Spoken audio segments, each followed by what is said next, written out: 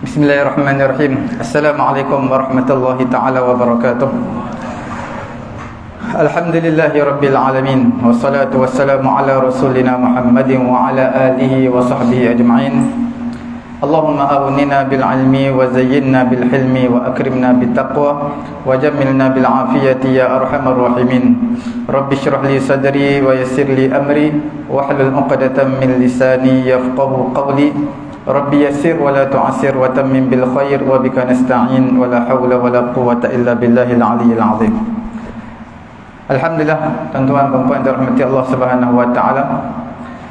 Kita berada pada bulan Syawal, dah masuk fasa yang kedua lepas pertengahan bulan Syawal. Jadi sudah pasti kita akan meninggalkan bulan Syawal yang ada beberapa ibadat ataupun amalan yang terpenting. Sebelum tu alhamdulillah pada malam ni ramailah berbanding malam-malam yang sebelum ni. Kerana lepas Isyak kita akan dihidangkan dengan sajian yang teristimewa lah. Mungkin setahun sekali je. Jadi sebab tu ramai. Jadi alhamdulillah kita lihat Sayyidina Umar bin Abdul Aziz pernah sekali dia keluar pada hari raya Aidilfitri. Dia berkhutbah. Dalam khutbah dia kata, ayyuhan nas, wahai manusia, innakum sumtum lillahi salasina yawman. Sesungguhnya kamu semua telah berpuasa 30 hari. Wa qumtum salasina lailatan. Kamu qiyam, solat tarawih 30 malam. Wa kharajatum al-yawm tatlubuna min Allah an yataqabbal minkum. Dan kamu keluar pada hari raya hari ini, kamu nak minta kepada Allah supaya amalan ibadat kamu 30 hari ini diterima oleh Allah Subhanahu wa taala. Sebahagian di kalangan ulama salaf, bila tibanya hari raya mereka rasa nampak kesan-kesan kesedihan pada wajah mereka. Maka dikatakan kepada ulama-ulama salaf ini, innahu yawmu farhin wa surur. Sesungguhnya hari ini bukan hari berduka cita, hari kegembiraan. Maka ulama-ulama salaf ini mereka jawab, sadaqatum, benar perkataan kamu, tetapi aku ini hanyalah seorang hamba yang Allah Ta'ala suruh perintahkan aku untuk aku beramal dengan satu amalan kerana Allah. Maka aku tak tahu sama ada amalan aku sebelum ini diterima ataupun tidak.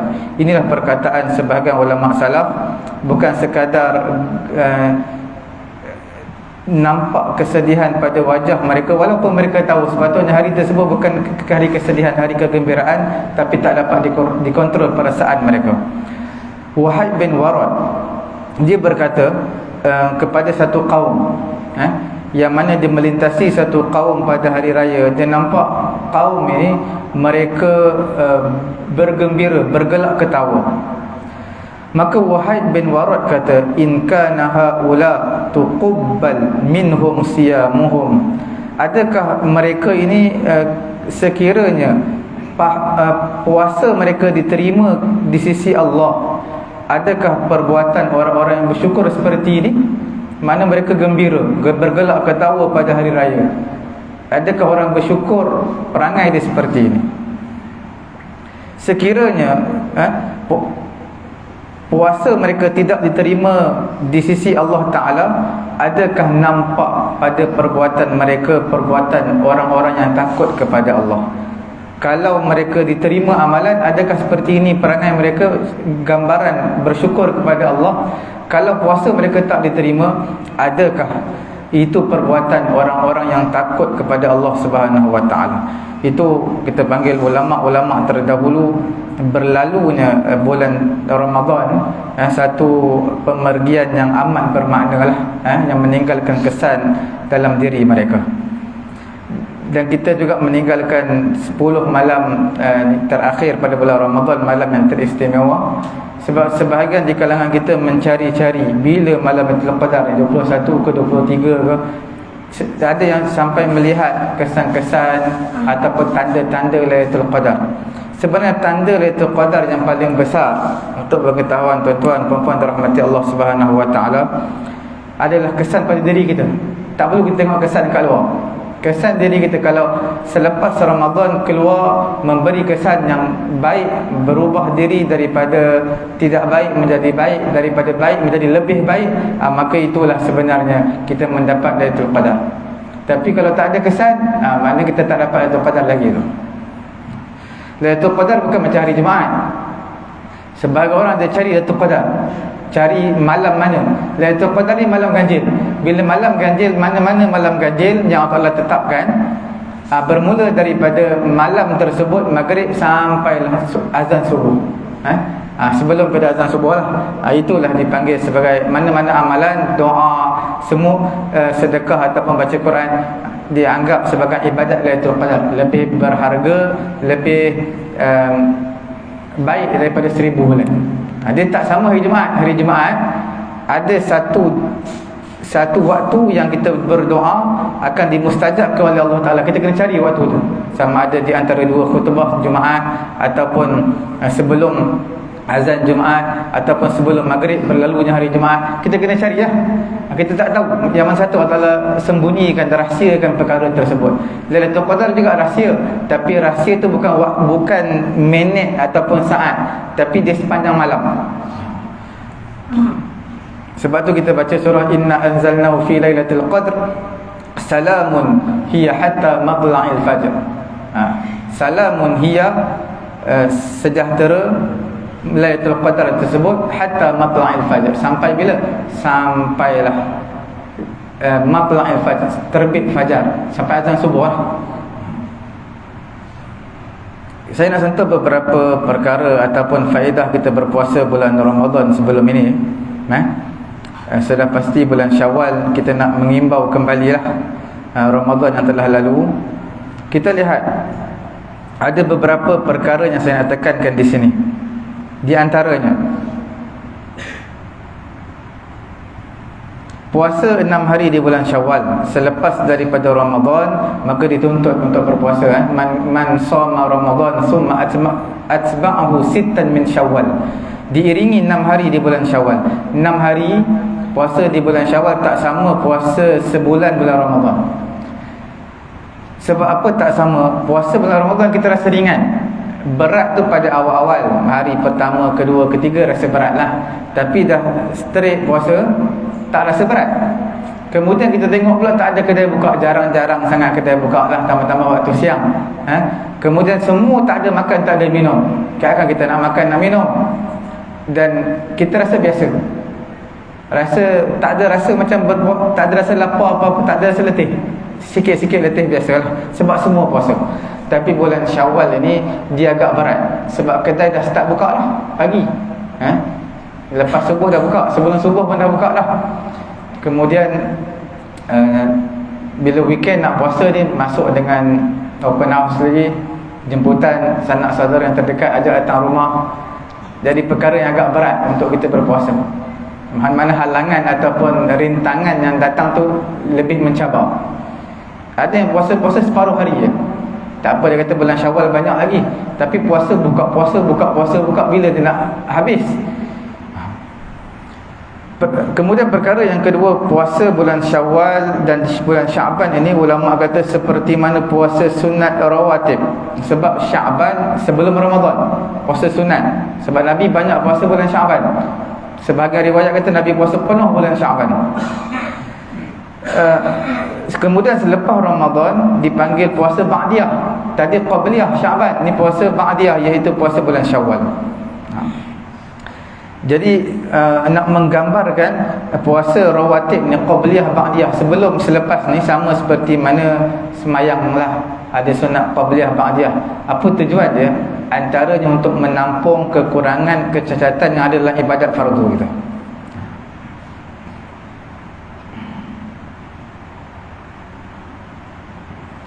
Kemudian Umar bin Abdul Aziz rahimahullahu ta'ala, dia berkata, man lam yajid ma yatasaddaq, siapa yang tak ada sesuatu yang dia nak sedekah, falyasum, hendaklah dia berpuasa. Mana puasa juga, puasa sunat ni juga boleh menggantikan tempat sedekah. Orang tak ada duit nak sedekah, dia miskin, jadi dia boleh gantikan dengan sedekah. man lam yajid ma yukhrijuhu sadaqatan lil fitri fi akhir Ramadan falyasum ba'da al fitr fa inna siyam yaqumu maqam al it'am fi takfir lis sayyi'at. Siapa yang tak ada duit langsung ni, sikit sangat duit tak cukup untuk keperluan dia bayar zakat fitrah, maka hendaklah lepas raya 2 Syawal terus puasa.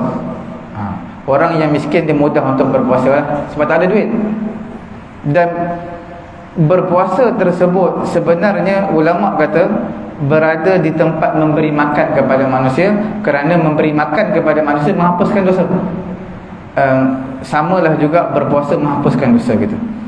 Kemudian bulan Syawal ini juga nak mengajar kepada kita muawadatus siyam, konsisten berpuasa selepas bulan Ramadan. Itu juga satu tanda tau, satu tanda puasa Ramadan kita diterima oleh Allah Subhanahu Wa Taala. Sebab bila puasa, satu amalan kita diterima, maka kita akan konsisten benda itu.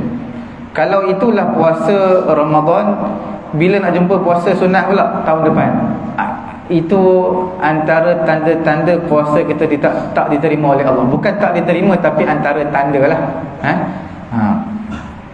Tanda diterima, kita akan konsisten, kita nak puasa lagi, puasa sunat. Lepas sunat nak puasa sunat lagi, sentiasa nak puasa. Itu menunjukkan satu tanda puasa Ramadan kita diterima oleh Allah Subhanahu Wa Taala.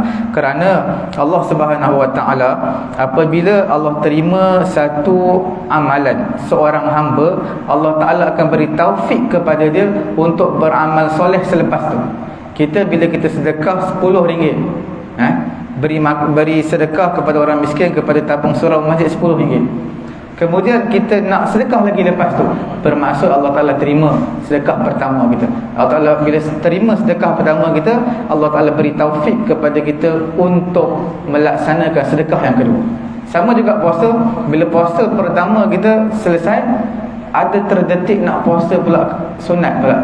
Bila puasa sunat itu maknanya tanda puasa fardu kita diterima oleh Allah. Puasa pertama kita diterima Allah, Allah Ta'ala beri taufik untuk kita puasa pula kali yang kedua, iaitu puasa sunat. Kemudian puasa Ramadan yang telah lalu adalah puasa yang mewajibkan keampunan. Makna puasa yang telah lalu ini, yang kita berlalu sebelum ini, sebenarnya puasa tersebut menghapuskan dosa-dosa kita.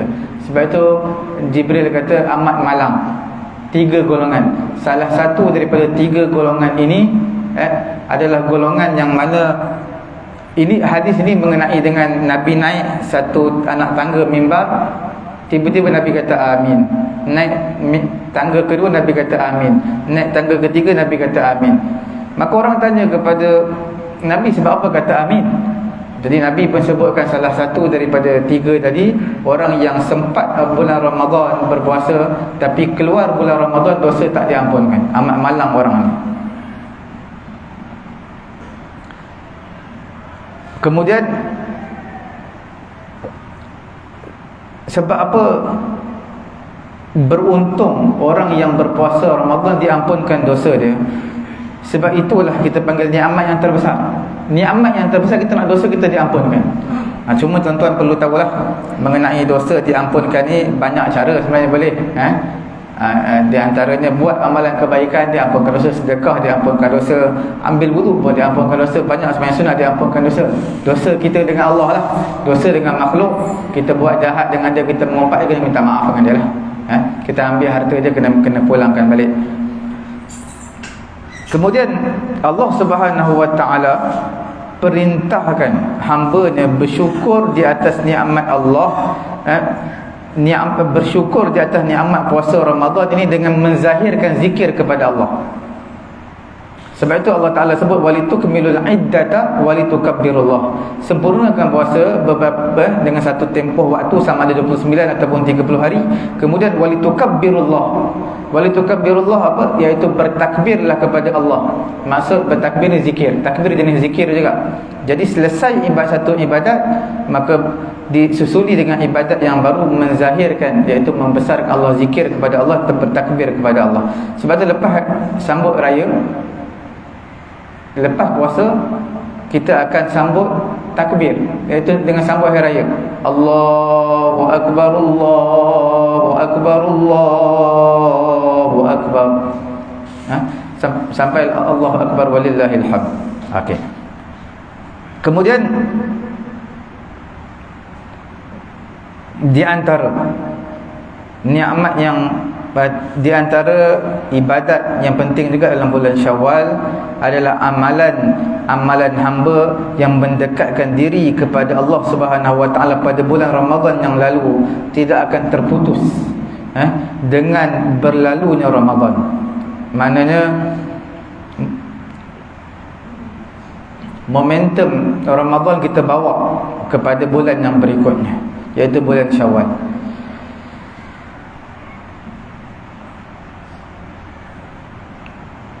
Hadis sebelum, kalau kita lihat hadis, satu hadis menyebutkan anna as-shaim ba'da Ramadan kal-kari ba'da al-farri. Orang yang berpuasa selepas Ramadan adalah orang seperti kari. Kari ni bukan kuah kari. Kari ba'da al-farri. Seperti mana orang yang berlari daripada medan perang. Berlari daripada medan perang di jalan Allah Ta'ala, dia lari kemudian dia patah balik. Lari itu bukan lari kerana apa? Nak mengatur strategi. Nampak macam lari, tapi dia ada taktik dia lah, ada skill dia. Kemudian dia serang balik. Sama juga macam bulan Ramadan. Puasa Ramadan, kita dah puasa sempurna sebulan, sambut raya punya gembira. Sangat gembira. Gembira tersebut bukanlah makna sebab Ramadan telah lalu, habis Ramadan rasa lega. Bukan begitu. Macam orang berperang juga, bila berperang dia tak terus maju ke depan, kadang-kadang dia undur ke belakang. Undur tu bukanlah makna takut. Undur tu bukanlah tak nak pergi perang, kadang-kadang dia undur jauh. Sama juga manusia bila berpuasa, kadang-kadang dia gembira lebih daripada orang lain. Tapi selepas itu dia akan disusuli dengan puasa-puasa sunat.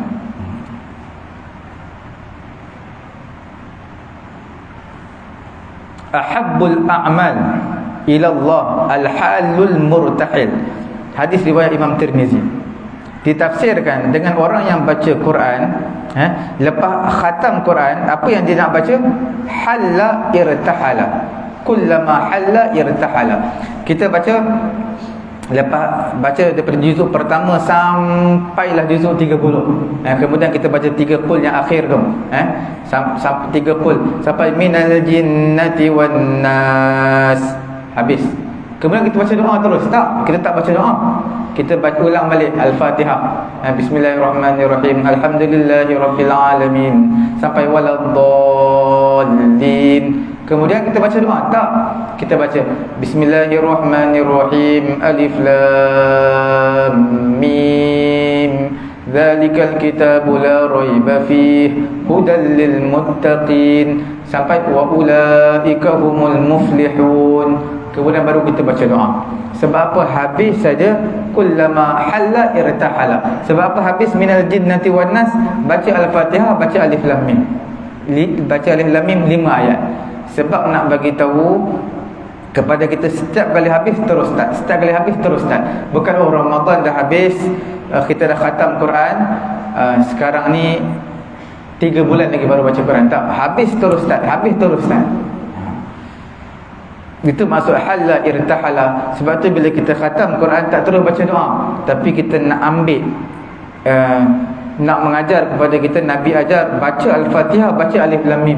Nak menunjukkan lepas ni kamu tak sudah Quran setakat tu, kamu nak start balik baca. Baca lagi, khatam terus baca, khatam terus baca.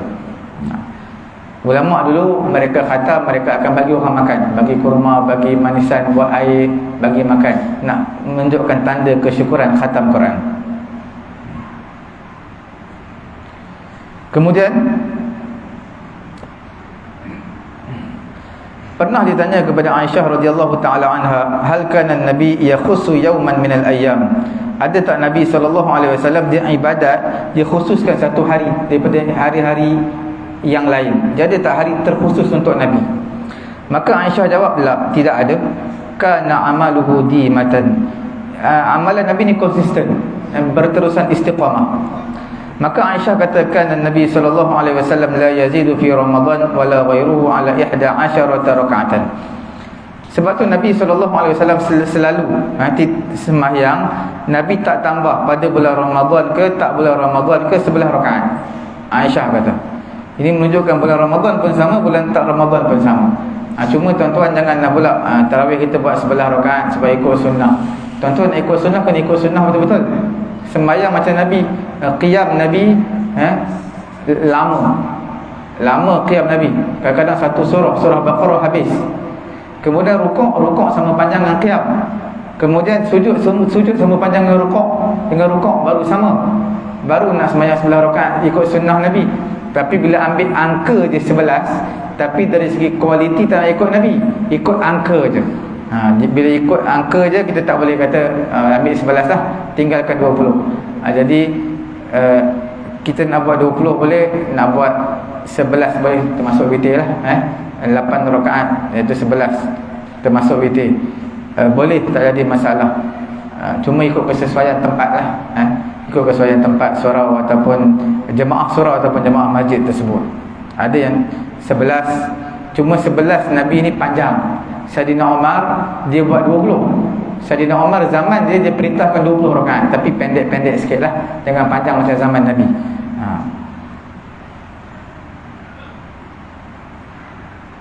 Nabi SAW akan qada ibadat yang Nabi tinggal sama ada bulan Ramadan, Nabi akan qada pada bulan Syawal. Kemudian Nabi meninggalkan pada satu tahun tu yang i'tikaf 10 malam terakhir. Kemudian Nabi akan qada pada bulan Syawal yang i'tikaf Ramadan. Kemudian kita lihat lagi apakah amalan yang ada yang perlu kita buat pada bulan Syawal. Dan sebelum tu suka saya sebutkan di sini mengenai dengan ada beberapa hukum yang kita perlu tahulah mengenai bulan Syawal ni. Apa dia?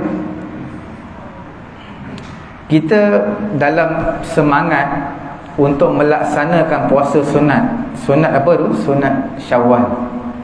Sunat Syawal dia tak ada waktu makruh tau. Jangan perempuan kata tuan-tuan kata hari Sabtu tak boleh puasa, makruh. Hari Ahad tak boleh puasa, makruh. Itu bulan-bulan biasa. Memang hari Sabtu puasa tunggal makruh, hari Ahad puasa tunggal makruh, hari Jumaat puasa tunggal makruh. Itu selain bulan Syawal. Bulan Syawal tuan-tuan nak puasa tunggal hari apa pun tak apa. Sebab bulan Syawal tak ada puasa yang diharamkan, melainkan satu Syawal lah. Satu Syawal tu haram sebab hari raya. Selepas daripada itu tak kira lah puasa Khamis ke, Jumaat ke, puasa Sabtu ke, Ahad ke, puasa tunggal tak makruh. Tidak dimakruhkan, bahkan disunatkan, bahkan cukupkan 6 hari. Sebenarnya ulama bincang, kalau tak sempat puasa 6 Syawal pun boleh juga kita puasa sunat bulan selepas Syawal, bulan Zulqa'dah. Bulan Zulqa'dah kita puasa 6 hari bulan Syawal, dapat juga pahala puasa setahun. Cuma pahala puasa setahun yang kita dapat bila kita puasa 6 hari bulan Syawal, kita dapat full penuh puasa fardu. Bila kita puasa dalam bulan yang lain, dia tak dapat puasa fardu tersebut lah. Puasa ibadat fardu full. Kalau dapat pun, kita katakan okey, puasa 6 hari bulan Zulqa'dah, qada bulan Syawal. Bulan Syawal tak sempat nak puasa, banyak sangat open house. Okey, kalau kita kata dapat pahala puasa setahun, tapi tak samalah puasa qada dengan puasa tunai. Tuan-tuan puasa Syawal, puasa tunai, sebab tak sempat qada bulan Zulqa'dah, tak sama. Pahala dia tak sama. Atau tuan-tuan puasa pula bulan Zulqa'dah sebulan, kemudian puasa 6 hari lepas bulan Zulqa'dah, bulan Zulhijjah, jadi cukup 36 hari, dapat pahala puasa setahun. Tapi tak sama tau, sebab pahala puasa setahun dapat, tapi pahala puasa sunat yang disebutkan pahala puasa Ramadan, kemudian 6 hari bulan Syawal tu pahala puasa fardu. Dia ibadat fardu dengan sunat, dia tak sama pahala dia. Tuan-tuan sembahyang fardu zuhur dengan sembahyang sunat zuhur, mana sama pahala dia? Tak sama. Bila kita sebut tentang puasa sunat, kemudian ada orang jemput kita datang open house, tapi alhamdulillah surau kita, surau At-Taqwa, rumah saya pun surau At-Taqwa juga, lorong gang 15. Surau At-Taqwa juga. Jadi kalau nak sebutkan mengenai surau At-Taqwa ni banyak. Lembah Keramat ayat 4 ke ayat 5 lah. Surah At-Taqwa juga banyak. Sebut mengenai surah At-Taqwa, Masjid At-Taqwa pun ada. TTDI ke apa? Ada Masjid At-Taqwa. Jadi di surau At-Taqwa ini alhamdulillah dia buat makan-makan malam. Jadi tak ganggu orang untuk berpuasa siang hari. Cuma bila seseorang itu dia berpuasa sunat, kemudian ada pula jemputan untuk datang open house, untuk datang rumah, adakah dituntut untuk dia batal puasa ataupun tidak? Okey, untuk pengetahuan tuan-tuan juga puan-puan dirahmati Allah Subhanahu Wa Taala, hukum asal untuk sesuatu ibadat tak boleh kita batalkan. Itu hukum asal je lah. Kita tak sebut haram ataupun makruh. Hukum asal tak boleh untuk kita batalkan amalan, ibadat yang kita lakukan. Berdasarkan firman Allah, wala tubtilu a'malakum, jangan kamu batalkan ibadat kamu. Kamu dah start tiba-tiba kamu batal tanpa sebab. Okey. Kemudian kita kata kita batalkan puasa sunat. Sama ada keuzuran ke tak ada keuzuran ke, hukumnya adalah harus. Cuma di sini dengan keuzuran. Dengan keuzuran, mana keuzuran maksudnya apa? Dengan sebab, ada sebab, bersebab. Bila bersebab dia tidak jadi makruh. Bila tanpa sebab dia akan jadi makruh. Makruh maksudnya apa? Benda yang tidak disukai lah. Mana Allah Ta'ala, Rasul tak suka kita buka puasa pada ketika itu. Kita batalkan puasa, Allah dan Nabi tak suka. Adakah dapat dosa? Tak dapat dosa sebab dia makruh. Makruh tidak berdosa. Dia rendah lah daripada haram. Dia tak sampai tahap haram. Sebab haram tu berdosa, makruh tak berdosa. Sebab apa dibolehkan orang puasa sunat boleh buka? Sebab as-shaim al-mutatawwi' amiru nafsihi in syaa shama wa in syaa aftara. Orang yang berpuasa sunat ini dia menjadi amir, ketua diri dia. Dia jadi pentadbir bagi diri dia. Dia rasa nak buka, tak nak buka pun tak apa. Ini puasa sunat. Dalam sehari sebelum raya, hari Jumaat, khutbah Jumaat di negeri Selangor, dia cerita tentang tu lah, tentang apa? Tentang puasa. Buka puasa makruh. Buka puasa tanpa sebab makruh. Tapi dengan syarat puasa tu bukan puasa fardu. Puasa fardu ni puasa fardu ada 6. Bukan puasa Ramadan dia ada 5 lagi puasa fardu. Puasa qada pun fardu, puasa nazar pun fardu. Puasa nazar, puasa qada, siapa yang ajak tuan-tuan makan tak boleh buka puasa. Bagi tahu saya puasa fardu. Bila puasa fardu dia faham. Kalau dia tak faham, kita bagi faham kat dia. Tak boleh buka. Ke orang kata kalau orang jemput kita datang buka open house, dah sedia makanan dah depan mata, takkan tak nak makan. Bagi tahu saya puasa fardu. Puasa nazar, puasa qada tak boleh buka. Puasa sunat boleh buka, puasa sunat Syawal boleh buka. Tapi untuk puasa fardu tak boleh buka. Orang datang rumah kita, saya tak makan, tuan rumah kena makan. Kata kat dia, saya puasa hari ni puasa qada. Puasa qada saya tak boleh buka. Haram buka. Jadi tetamu datang tak nak makan, melainkan tuan rumah kena makan, tak nak makan sudah. Sebab kalau sepatutnya kita kena raih tetamu datang, itu untuk puasa sunat. Puasa fardu kita boleh buka. Okey. Kemudian jika ada sebarang keuzuran untuk puasa sunat ni, maka hukum dia keluar daripada mana dia batalkan puasa sunat dia, hukum dia adalah makruh. Sebab tak ada sebab. Tiba-tiba dia rasa panas sikit hari ni. Panas tu bukan boleh mudaratkan diri dia. Panas dia kena rehat lah. Sebab cuaca panas sangat ni. Jadi bila cuaca panas dia kena rehat. Bukan suruh buka puasa. Buka puasa hukumnya makruh, bukanlah berdosa. Tapi jika ada keuzuran, itu tak makruh. Keuzuran macam demam ke, doktor suruh makan ubat, maka itu boleh. Itu tidak makruh. Atau orang jemput datang rumah. Tapi orang nak jemput datang rumah kena bagi tahu lah awal. Janganlah pula hari ni jemput, hari ni bagi tahu, hari ni punya kenduri, hari ni baru jemput. Dia bagi tahu awal lah. Melainkan dia lupa. Kalau dia lupa tak apa, saya memang terlupa sangat. Sepatutnya semua saya dah bagi tahu. Tuan seorang saya tak bagi tahu. Jadi saya nak jemput hari ni dah ni. itu tak apalah. Tapi kalau dia buat dah plan lama tapi baru bagi tahu hari ni, bukan sebab lupa, itu tak sepatutnya lah berlaku. Imam An-Nawawi rahimahullahu ta'ala, dia sebut dalam kitab Al-Majmu' syarah pada kitab Al-Muhazzab, idza dakhala fi shaumi tatawwu' aw salati tatawwu' ustuhibba lahu itmamuhuma liqaulihi ta'ala fala tubtilu a'malakum walil khuruj min khilaf al-ulama fa in kharaja minhuma bi'uzrin aw bighairi uzrin lam yuharram alayhi dhalik wala qada'a alayhi lakin yukrah al-khuruj minhuma bila uzrin liqaulihi wala tubtilu a'malakum. Imam Asy-Syafi'i rahimahullah ta'ala menyatakan, apabila seseorang tu dah start dah puasa sunat ataupun dah start dah sembahyang sunat, dia disunatkan untuk dia sempurnakan puasa, sempurnakan sembahyang sunat dia, berdasarkan firman Allah, wala tubtilu a'malakum, jangan kamu batalkan ibadat yang telah kamu mula. Dan yang keduanya, kerana disunatkan habiskan puasa sunat, habiskan sembahyang sunat, jangan batalkan di tengah-tengah untuk keluar daripada khilaf ulama. Sebab ada ulama kata fa in kharaja minhuma bi'uzrin aw bighairi uzrin. Sebab ada sebahagian ulama kata sekiranya seseorang itu keluar, maknanya dia tidak dibatalkan puasa dia dengan sebab keuzuran ataupun tanpa keuzuran, maka tak diharamkan, tetapi ada yang kata qada, ada pendapat yang kata tak dibenarkan berdasarkan firman Allah, wala tubtilu a'malakum, tak boleh batalkan, untuk meraihkan khilaf ini. Tapi dalam mazhab kita tak haram, tak perlu qada, disunatkan saja qada, dan juga dimakruhkan kalau tanpa uzur. Okey.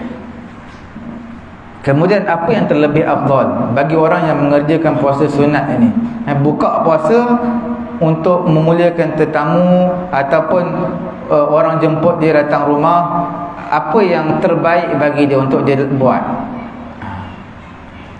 Di sini Nabi SAW bersabda, wa inna li zawrika 'alaika haqqan, sesungguhnya bagi tetamu-tetamu kamu itu ada hak ke atas kamu. Ada tetamu datang rumah, kita kena buka, sebab tetamu ada hak untuk suruh kita batalkan puasa kita dengan syarat saya bagi tadi bukan puasa fardu. Puasa kita adalah puasa sunat. Dalam hadis yang lain, Nabi SAW bersabda, man kana yu'minu billahi wal yawmil akhir falyukrim dhaifa. Siapa beriman kepada Allah, beriman kepada hari akhirat, hendaklah dimuliakan tetamu dia. Namun begitu berbeza jika dapat memuliakan tetamu dan tetamu pun tak terasa keberatan walaupun dia berpuasa, maka itu lebih afdal. Sebab daripada Ummi Umarah binti Ka'ab radhiyallahu taala anha, Nabi SAW pernah masuk berjumpa dengan Ummi Umarah binti Ka'ab. Jadi dia pun, Ummi Umarah ni, dia hidangkan makanan untuk Nabi. Maka Nabi kata kepada dia, Nabi kata apa? Kuli, kamu makanlah. Maka perempuan tu kata apa? Ummi Umarah kata, aku berpuasa, inni shaimah. Maka Nabi SAW bersabda, inna shaim idza akala indahu sallat alaihi almalaika hatta yafrahu. Sesungguhnya orang yang berpuasa apabila dimakan, ada orang makan di sisinya, maka malaikat akan selawat kepadanya sehinggalah tetamu tadi makan selesai makan. Sesungguhnya para malaikat mendoakan orang yang berpuasa apabila orang lain makan di sisinya sehinggalah orang tadi selesai makan. Jadi di sini Nabi bertemu Ummu Umarah. Kemudian Ummu Umarah hidangkan makanan untuk Nabi. Dia tuan rumah, Nabi suruh dia makan dulu, dia kata dia puasa walaupun dia tuan rumah. Tapi kemudian Nabi bersabda, malaikat sentiasa berdoa kepada orang yang berpuasa tadi sehinggalah orang yang makan di sini selesai makan.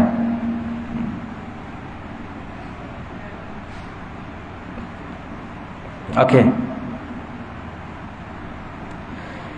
Jika ada keuzuran seperti membantu tetamu makan apabila terasa kesusahan bagi tetamu, jika tuan rumah enggan makan atau sebaliknya, maka tidaklah makruh untuk kita batalkan puasa sunat. Di sini sebenarnya dalam isu ini kita lihatlah contoh seseorang, dia jamuan raya di ofis dia, jadi ditugaskan kepada dia untuk hidang meja VIP. Hidang meja VIP, tak apalah, dia hidanglah, dia boleh puasa. Walaupun jamuan raya tak jadi masalah, dia boleh hadir jamuan raya, dia tak perlu makan. Orang lain pun tak tahu dia puasa ke tak, yang penting dia hadir. Cuma kalau dia diletakkan di meja VIP sekali, tugas untuk melayan VIP yang ada, meja VIP, dia kena duduk sekali dan kena beramah mesra dengan VIP. Itu tugasan dia, skop kerja dia. Maka pada ketika itu takkan tak duduk saja dengan VIP. VIP semua makan, dia kena makan juga. Pada ketika itu barulah dia disunatkan untuk berbuka puasa, tidak makruh. Bahkan buka puasa lebih baik bagi dia. Sama juga VIP punya meja makan, dia tak boleh kata saya berpuasa, sebab kita sedia tempat untuk dia. VIP tuan-tuan tahulah, orang yang protokol nak letak tu sudu kat mana, garpu di mana, tisu di mana, sebelah kanan kiri, kemudian cawan letak di mana, air panas bagaimana kedudukan, semua tu perlu dipelajari. Dia punya bagaimana prosedur untuk letak semua pinggan, cawan, kedudukan makanan. Jadi orang punya susah nak buat tu, 2-3 orang punya kerja, 3-4 orang punya kerja. Dia datang-datang, dia kata saya berpuasa. Itu tak sepatutnya lah, dia kena buka. Tapi kalau secara umum kita buat kat surau, jemput semua flat, satu taman, satu flat datang makan, itu tak payah buka puasa pun tak apa, kita hadirlah, duduk beramah mesra dengan jemaah. Itu je lah. Kita tak perlu buka puasa, orang pun tak tahu kita dah makan ke belum. Tetap hadir itu perlu, buka puasa tak perlu. Melainkan ada meja khusus untuk kita, itu kita perlu buka puasa lah. Itu serba sedikit mengenai dengan puasa sunat bulan Syawal ini. Dan juga yang terakhir sebagai menutup tirai majlis kita pada malam ini, untuk pengetahuan tuan-tuan juga puan-puan yang dirahmati Allah Subhanahu Wa Taala, Islam bila suruh kita satu perkara fardu, Islam tak akan tinggalkan begitu. Dia akan susuli dengan ibadat sunat, supaya kita sentiasa ingat bukan berakhir sekadar itu. Bila kita sembahyang fardu, tak cukup, tak memadai saja sembahyang fardu. Bahkan Islam ajar kita ada wirid sunat, selepas itu ada doa, kemudian ada sembahyang sunat pula. Islam tak ada sembahyang saja, tak. Nak supaya kita konsisten satu amalan, selepas satu amalan ada satu amalan yang lain. Fa iza faraghta fansab, bila kamu dah selesai satu ibadat, kamu berletih-letihan untuk satu ibadat yang lain. Bila kita dah puasa ibadat Ramadan sebulan berpuasa, kemudian syariat suruh pula kita buat satu ibadat yang lain, ibadat sunat. Begitulah kalau tuan-tuan lihat, setiap ibadat yang fardu akan disusuli dengan ibadat sunat selepas dia.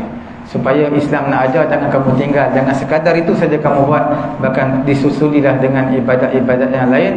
Nak mengajar hubungan kita dengan Allah takkan putus, sentiasa ada. Cukup sekali itu. Ada apa-apa soalan? Tak ada apa-apa soalan. Nampak makanan dekat luar pun dah hidang. Jadi kita nak sembahyang isyak, kita nak azan, sembahyang sunat, sembahyang isyak, kemudian kita inilah jamuan bersama-sama insya-Allah.